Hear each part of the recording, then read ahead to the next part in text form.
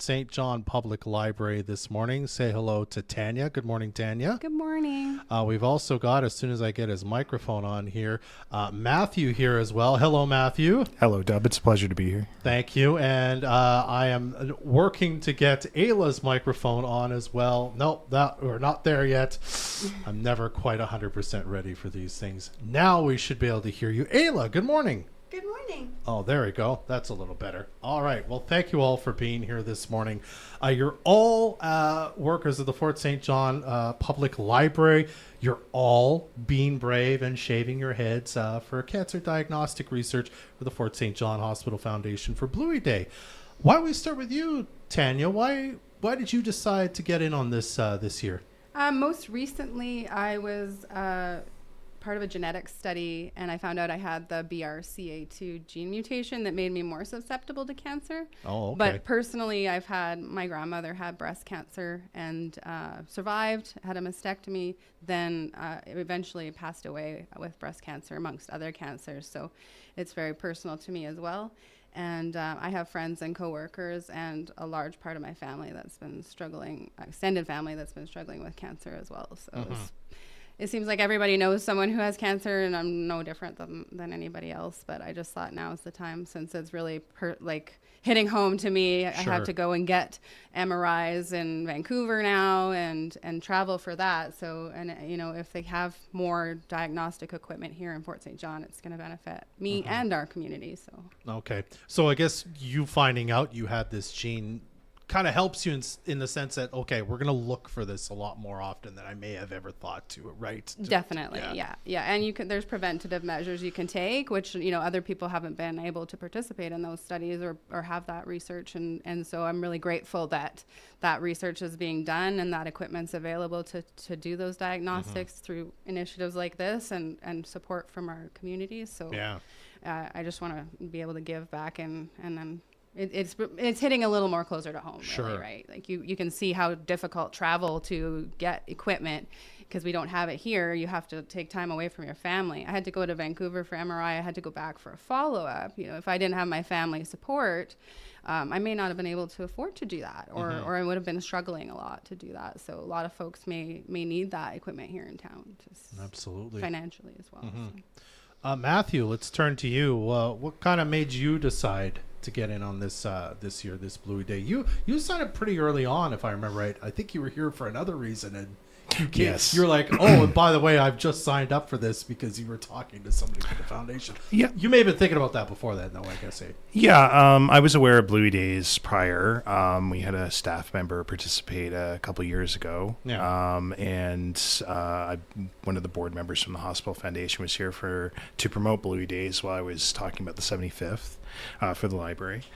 I've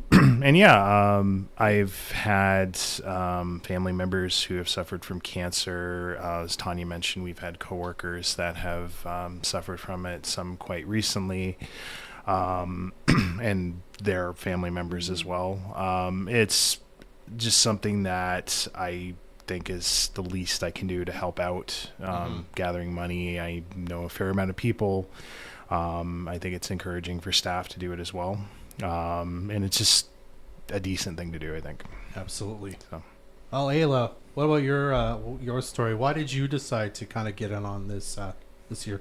I was with Tanya having a conversation when she decided to do it, and just kind of felt hyped up and always wanting to support her. Her grandmother was a big part of me feeling like I have a sense of family in their family, and I've had to go through testing with cancer scares myself, so I've had my head shaved before. Why not do it to raise money for the hospital foundation?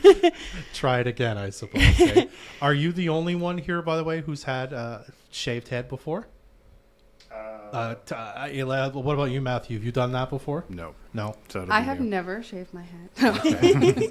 All right. So very new experience for both of you, and kind of it's a unique experience, no matter kind of when you do it, if you've done it before. So, it is, let's talk about the raising of the money so far. I mean, you guys are doing all very well.